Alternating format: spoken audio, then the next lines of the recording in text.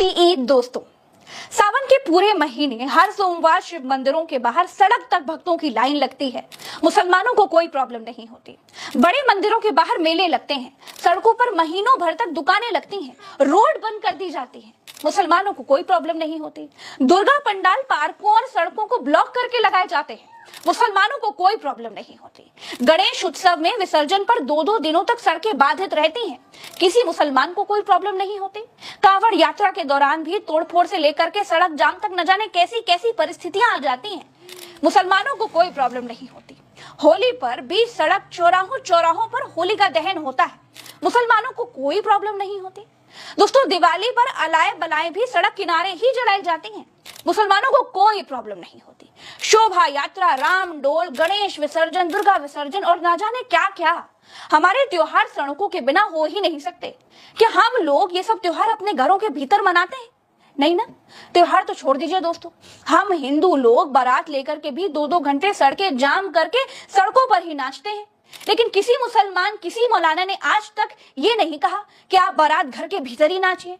होलिका दहन करना है तो अपने घर के भीतर करिए। इस देश में 20% आबादी वाले मुसलमानों को 80% आबादी वाले हिंदुओं के त्योहारों से कोई दिक्कत नहीं है। लेकिन 80% हिंदुओं को बरगलाने वाले, उनको भड़काने वाले संगठनों को मुसलमानों की ईद से भी दिक्कत है। दोस्तों, मुसलमान रोज सड़क पर नमाज नहीं अता करता है। हर शुक्रवार सड़क पर नहीं बैठ जाता है। ईद वाले दिन कहीं कहीं नमाज अदा करने वाले सड़क तक आ जाते हैं और साल में एक दिन सड़क तक आ जाने का कारण है। देखिए, रोज सारे मुसलमान नमाज अता नहीं करते, या फिर यूं कहें कि मस्जिद आकर के नमाज अता नहीं करते। लेकिन ईद वाले दिन सलात अल ईद, ईद उल फितर की नमाज के लिए बच्चे, बूढ़े, जवान सब ईदगाह में आकर के नमाज अता करते हैं। बिल्कुल वैसे ही जैसे हर त्योहार में हम भी अपने मंदिर जाते हैं। जो नमाजियों की संख्या जब अपने आप बढ़ जाती है तो भीड़ सड़क तक आ जाती है। क्या हम हिंदुओं का हाजमा नफरत की राजनीति के चलते इतना कमजोर हो चुका है कि एक दिन में 1-2 घंटों का मुसलमानों का त्योहार हम हजम नहीं कर पाते? जब होली पर हिंदू कहते हैं कि उस दिन मुसलमान अपने घर में ही रहे, तो ईद वाले दिन भी हिंदुओं की छुट्टी होती है, वो भी अपने घर में रह सकते हैं। लेकिन मैं ये नहीं कहूंगी दोस्तों कि गलत है। ईद हो या होली, सब भाईचारे के त्योहार है। किसी को भी घर में रहने की कोई जरूरत नहीं है। खुशियां मनाने की जरूरत है। खुशियां बांटने से बढ़ती हैं, तो खुशियां बांटने की जरूरत है ना। ईद के मौके पर एक बात और बोलूंगी, क्योंकि मैं ये जानती हूँ दोस्तों कि मैं नहीं बोलूंगी तो कोई नहीं बोलेगा। बहुत छोटा सा उदाहरण बताती हूँ। भारत के संविधान में लिखा है कि भारत की सरकार को जाति धर्म का भेदभाव किए बिना काम करना है। अगर ऐसा नहीं किया गया तो ये संविधान का अपमान है। लेकिन आप सरकारों का नंगा नाच देखिए। काशी कॉरिडोर बना, बताया गया कि श्रद्धालु नहीं आ पा रहे हैं, बड़े स्पेस और भव्यता की जरूरत थी, अच्छी बात है। राम मंदिर भव्य बना, अच्छी बात है। योगी आदित्यनाथ हर मंदिर को भव्य बनाने की बात करते हैं, सुनकर बड़ा अच्छा लगता है। लेकिन क्या सरकार ने कभी यह कहा कि मस्जिद में नमाजियों के लिए जगह कम पड़ रही है, उनके लिए एक मस्जिद कॉरिडोर बना दिया जाए जिससे नमाजियों को सड़क पर नमाज न पढ़नी पड़े? अरे, कोई अपनी खुशी से सड़क पर नमाज नहीं पढ़ता साहब, आपने उसे सड़क पर नमाज अदा करने के लिए मजबूर किया है। सरकार का काम मंदिर बनवाने का नहीं है। लेकिन भारत में अमृतकाल के बाद मंदिर के पंडे और प्रधानमंत्री के पद के बीच का अंतर खत्म सा हो गया है।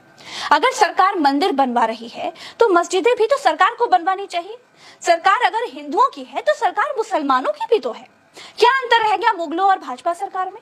मुगलों ने मंदिर तोड़े तो भाजपा मंदिर बनवा रही है। भाजपा बावरी तोड़ने का श्रेय लेती है। भाजपा मस्जिदों के नीचे मंदिर खोज रही है। अगर मुगल पक्षपाती थे तो भाजपा भी तो बुलडोजरवादी है।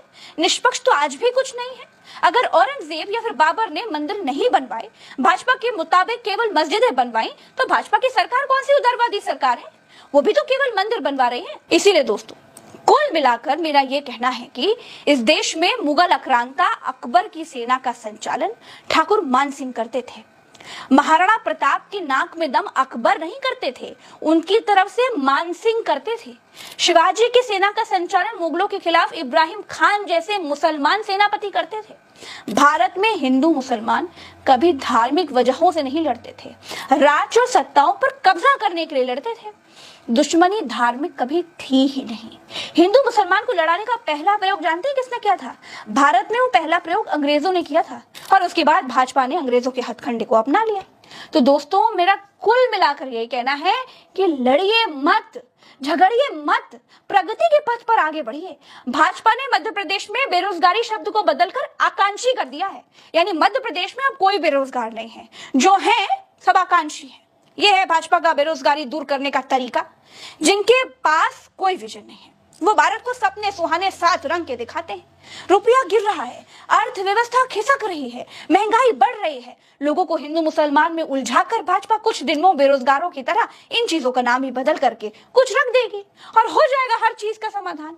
बेरोजगारी का नाम बदलने वाला मूर्खतापूर्ण कदम आखिर भाजपा की सरकार ने क्यों उठाया? मध्य प्रदेश की भाजपा की सरकार को ऐसा क्या पड़ा कि बेरोजगारी शब्द बदलना पड़ गया? वो मैंने अपने दूसरे चैनल उल्टा चश्मा यूसी पर मैंने कर रखा है, वहां पर जाकर के मेरी रिपोर्ट आप देख सकते हैं।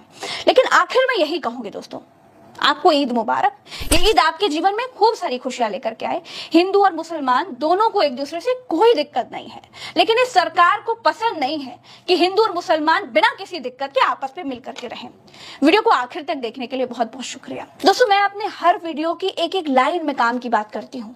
मैं वीडियो बहुत लंबे नहीं बनाती, बिना बकवास सीधी बात करती हूँ ताकि आपके दिल तक वो बात पहुंच जाए और आपको आसानी से सब कुछ समझ में आए।